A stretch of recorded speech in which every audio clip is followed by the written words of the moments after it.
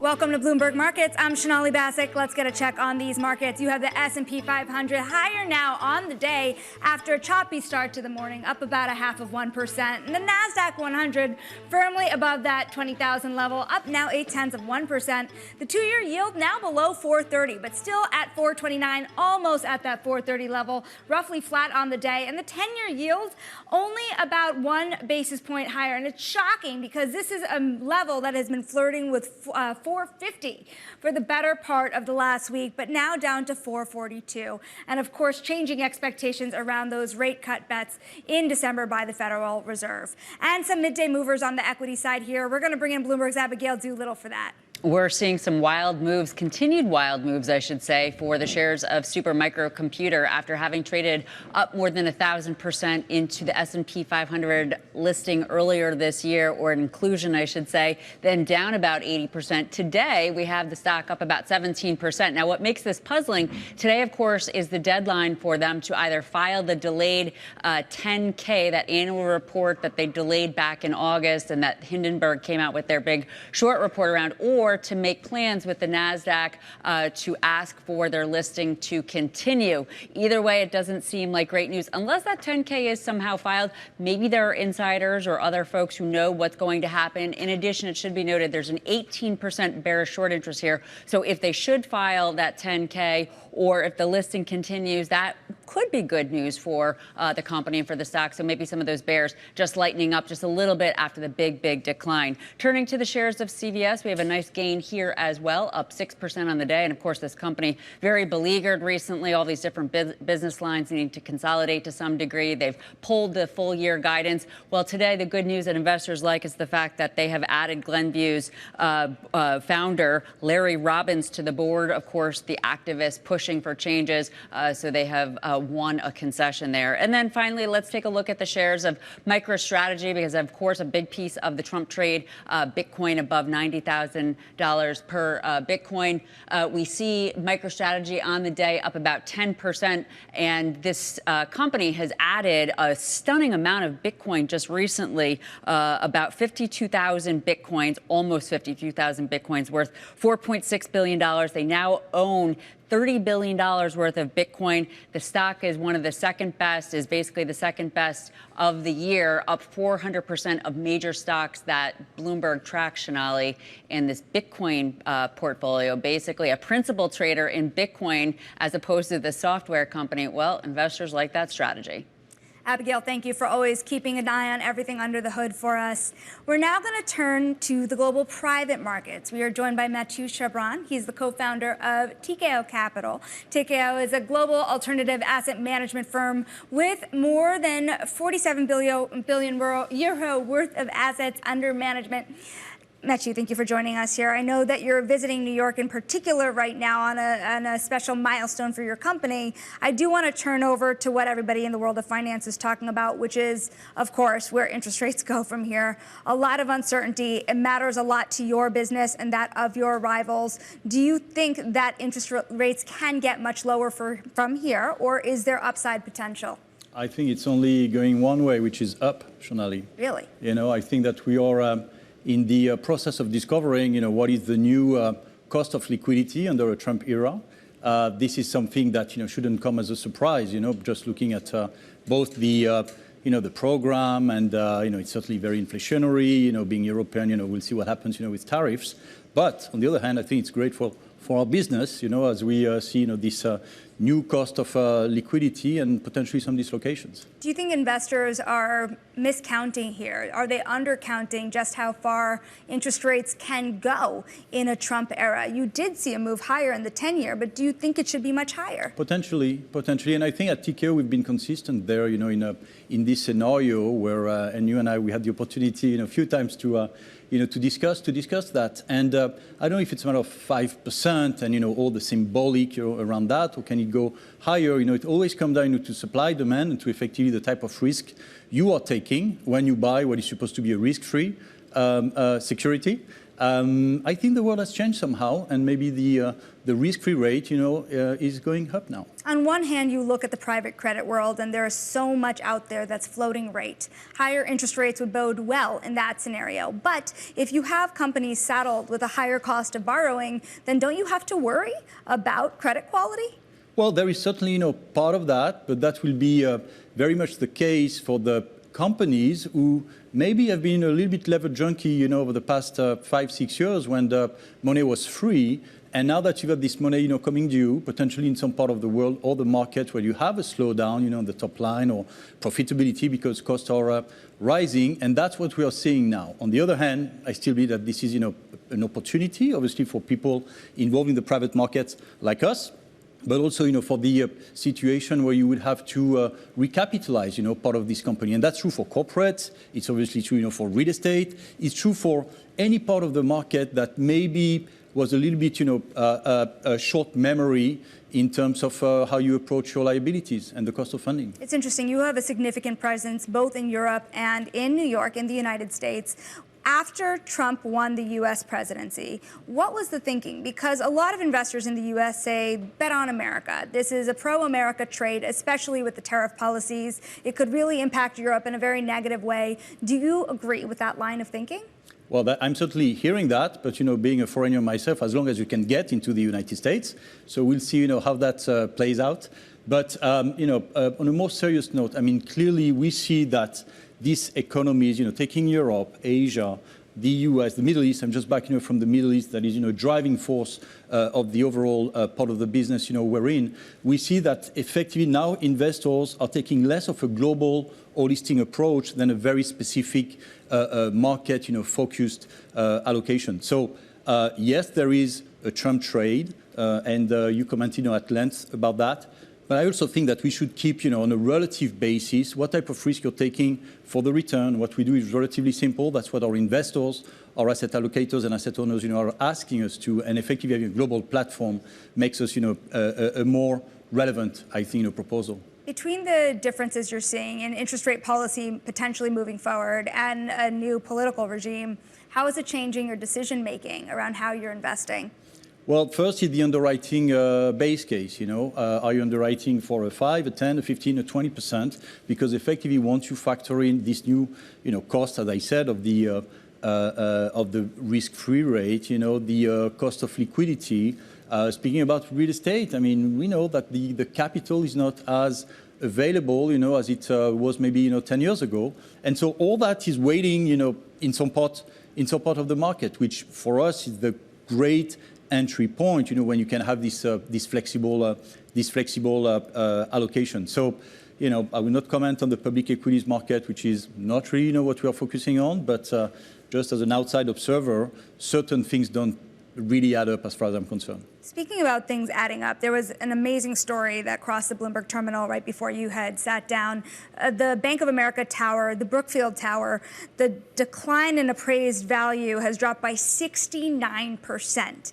At the same time, you hear big companies like Blackstone saying that maybe real estate prices have bottomed. What is going on underneath the surface?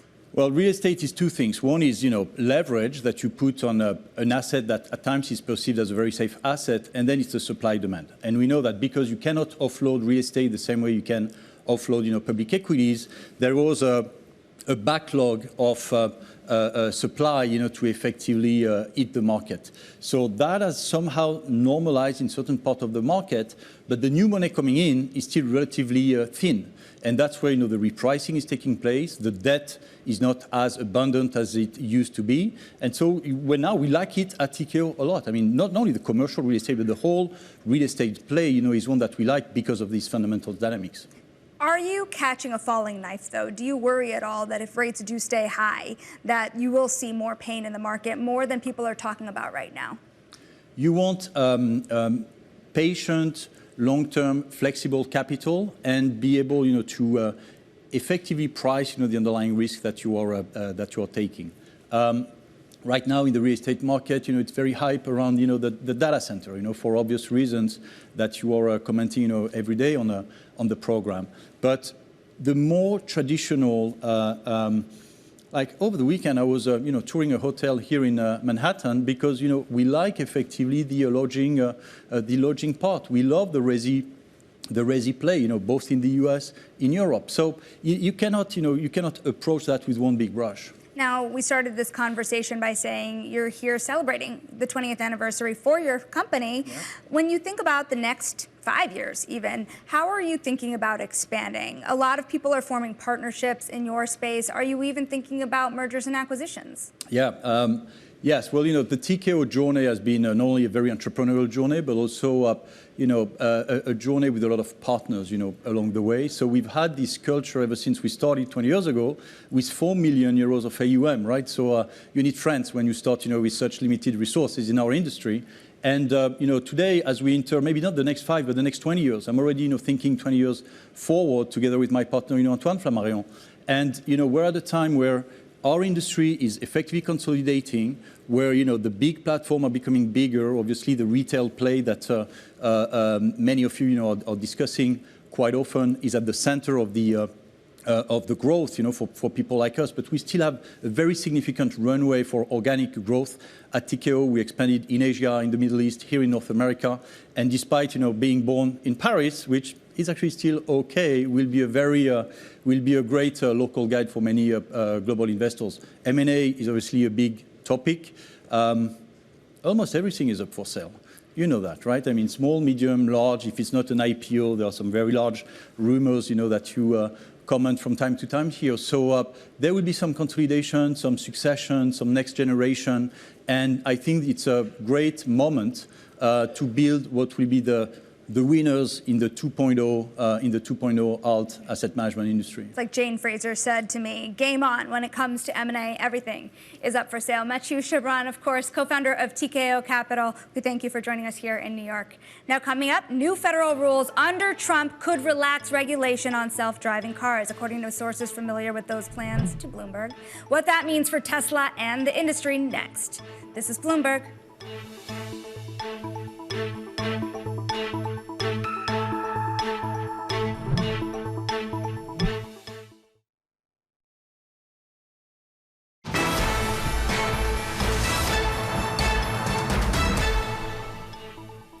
Bloomberg Markets, I'm Sonali Basak. Time now for the stock of the hour. Tesla trading higher today after a Bloomberg report saying that Trump officials will be looking to ease regulations on self-driving cars. This comes over a month after Tesla CEO Elon Musk held an event unveiling automated cars and buses in development.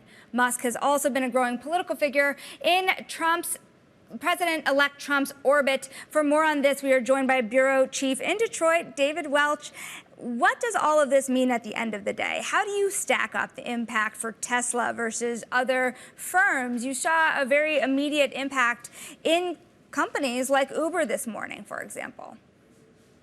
That's right. Uber and Lyft were down ostensibly because investors think that Tesla, with its own robotaxi fleet, Waymo would be able to expand its robotaxi fleet, and both would be able to be direct competitors for those companies with driverless cars, and they're still running fleets that have drivers.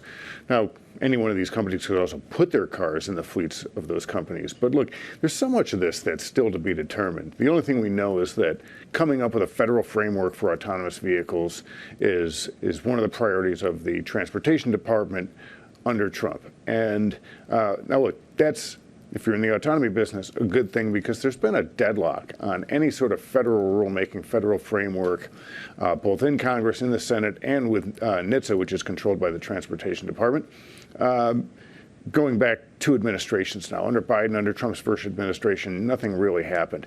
And to run vehicles that don't have steering wheels, don't have pedals, right now you have to apply for an exemption. It takes a long time. General Motors never got it. And the max you can put out is 2,500 of those vehicles per year. There have been pushes to get as many as 100,000 on the road. Those have all failed. And so look, if the Transportation Department is going to make this a priority, maybe they streamline the application process, maybe they allow more of these vehicles on the road. To really scale this business, ultimately, you'll probably still need an act of Congress. And but look, if the Transportation Department under Trump wants to do it, and he's got control of the House and the Senate, then maybe easier rules for AVs could more quickly come to pass. That's a lot of ifs, though, right, before you suddenly have a green light for Tesla's robotaxis. And as one of the analysts pointed out this morning, just because there's government permission doesn't mean Elon's technology works. So the market's reacting to this, one of these things that sort of greases the wheels for Tesla, but still a lot of hurdles to come before you suddenly see this huge robotaxi business generating great revenue and margins for the company. David, thank you for all of your reporting throughout the whole day. That is Bloomberg's bureau chief in Detroit, David Welch. A lot changing in the auto industry. But coming up next, a lot changing in the airline industry as well. Spirit Airlines filing for bankruptcy today. After failing to merge with any competitors, we're going to take a look at what's ahead for the airline. Also taking a look at G20 now underway in Brazil. Bloomberg News is there reporting on the ground. We're going to bring you there. This is Bloomberg.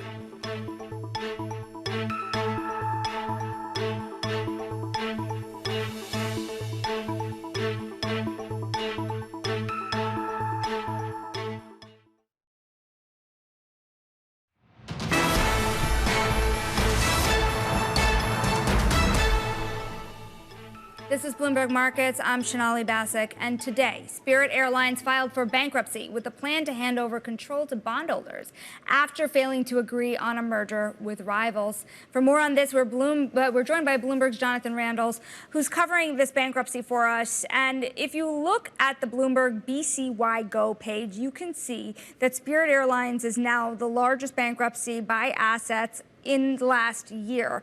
What do we know about the details of the process? Yeah, they announced a pretty large restructuring of their balance sheet. That's their plan.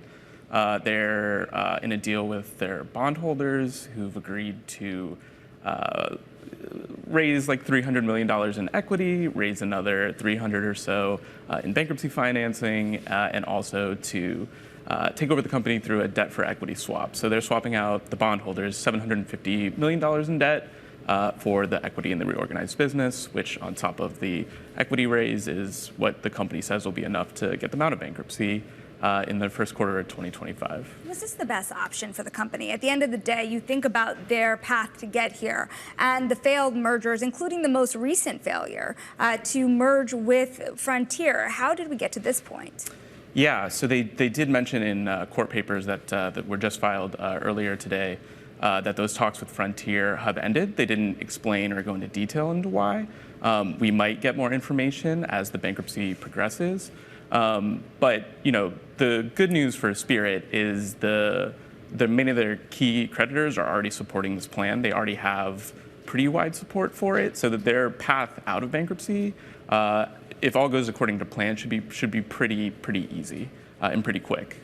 Jonathan, we're looking forward to the details of the bankruptcy process. As you said, very widely telegraphed and a lot of bondholders in agreement. That is Jonathan Randles of Bloomberg News. Now, we're also monitoring events in Brazil today. The G20 is underway in Rio de Janeiro, with President Biden set to make the case for his priorities in the remaining months. And of course, the world is watching a number of geopolitical tensions flaring, and of course, also in the United States, watching what the moves are by President-elect Trump. For more on this, we go to Bloomberg's David Gura live in Rio. And first, maybe speak to what world leaders are saying about the change in the White House in the United States. Well, look, many of the leaders who were gathered here have been through this before, back in 2016, 2017. So that element of uncertainty has been removed from the equation, Sonali. They're not having to kind of wonder about how Donald Trump would govern when he gets to the White House. They've lived through that and know that in broad strokes. Of course, they want to get more detail on how serious he is about the bluster from the campaign trail about trade and tariffs, and they're looking with interest at his cabinet appointments, of course. There are plenty of people here who are interested in who he's going to pick as Treasury Secretary. But they are here to hear from the current president, President Biden, who is making the case for all that he and his administration have accomplished over these last many years. Now, there's a limited appetite for that at this summit. He has a handful of bilateral meetings. He's making the case to those world leaders, trying to maybe put in place some continuity between his administration and the next one. But there's this broad recognition that he has, other leaders have, folks who are watching this have, that things are about to change. And again, there's familiarity with how things were before, but still a lot of uncertainty about what that's actually going to look like in practice, Sonali. The ceremonial photo is expected soon with the G20 leaders, of course. That is expected, within the next half an hour or so. David, what is the tone under the surface? I mean, there are many leaders, of course, who are new. You and I were talking a little earlier about what the relationship was like, for example, between the UK and China. How are you seeing the relationships really changing under the surface? It's a fascinating question because it's actually through those relationships that we get the most insight into sort of how things are going on this global stage. And so you mentioned the relationship between the UK and China. We saw a meeting this morning, a bilateral meeting between Keir Starmer, who flew here from London, with President Xi Jinping of China. It's the first time that a UK prime minister has spoken to the Chinese premier since 2018, so a meeting of real significance. And then you saw Keir Starmer trying to navigate what is new territory, being on the global stage as he is. In a moment when reporters were in the room afterward, he began talking about Taiwan and human rights. That was clearly unpalatable to the Chinese staff traveling with the Chinese president, and those reporters were ushered out of the room. So he's having to navigate that. And just to think of like another new face who's here, Claudia Sheinbaum, the new president of Mexico, is another. She's being treated, I think, with a level of fascination, in part because she's new and not as well known. She's having a string of bilateral meetings, I think 8 of them in total over the course of the day that she's here. She's only in town for one day. And then, of course, she's in this very unique position. She is so front and center when it comes to that bluster, that rhetoric that I mentioned a moment ago from Donald Trump. He's made no secret about his animosity toward the economic relationship between the United States and Mexico. And of course, there's the immigration picture as well, and Mexico poised to play a really key part in whatever happens here, not by their choice. And so she's having to kind of navigate that territory as well. David, we have to leave it there. We thank you so much for covering the G20, of course, over in Brazil. We're looking forward to the rest of your coverage. Now that does it for Bloomberg Markets on the day. Of course, we are on an up day. You're looking at the S&P 500 still higher, about 0.4%, still below that 6,000 level. Let's keep an eye on it, of course, as the day goes on. This was Bloomberg Markets, and this is Bloomberg.